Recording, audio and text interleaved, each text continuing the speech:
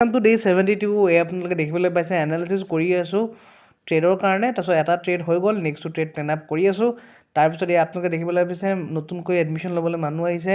class 10 পাছ কৰি আহিছে নগাঁৱৰ পৰা গোটেইখিনি বস্তু কেৰিয়াৰৰ ওপৰত অলপ যি পাৰোঁ গাইড কৰিলোঁ তাৰপিছত এয়া আপোনালোকে দেখিব পাৰে বাইনেৰীটো দুটামান ট্ৰেড ল'ম বুলি ভাবিলোঁ গধূলি আহি বাইনেৰীটো দুটামান ট্ৰেড ল'লোঁ আজি কোনো ক্লাছ নাছিলে এনেকৈ আজি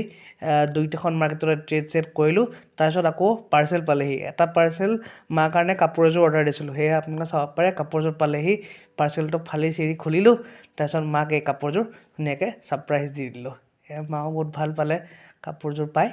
তাৰপিছত আজি যিহেতু ক্লাছ নাছিলে একো সেইটো কাৰণে ভাবিলোঁ ষ্টুডেণ্টছখিনিকে কল কৰোঁগৈ এয়া পুৰণা মোৰ যিমান আগৰ বেটছৰ ষ্টুডেণ্ট আছিলে যাৰ নাম নাম্বাৰ মনত আছে চবকে কল মাৰি কথা পাতিছোঁ আপডেট লৈছোঁ কেনেকুৱা কি ট্ৰেডিং চলিছে আৰু তাৰপিছত আহিলে আমাৰ আৰু এজন ষ্টুডেণ্ট মিউচুৱেল ফাণ্ডৰ বিষয়ে ইন ডিটেইল জানিবলৈ তেখেত ট্ৰেডিংটো এনেকৈ পাৰ কৰিলোঁ